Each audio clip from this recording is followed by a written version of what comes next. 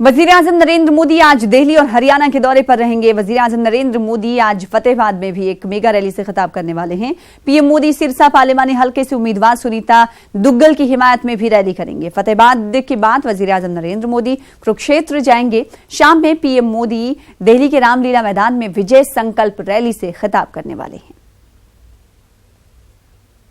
वहीं बीजेपी के कौमी सदर अमित शाह झारखंड और मध्य प्रदेश के दौरे पर रहेंगे। शाह झारखंड में 2 चुनावी रैलियों से खिताब करने वाले हैं। शाह धनबाद के किरकेंद और झारखंड के जमशेदपुर में चुनावी रैलियों से खिताब करने वाले हैं।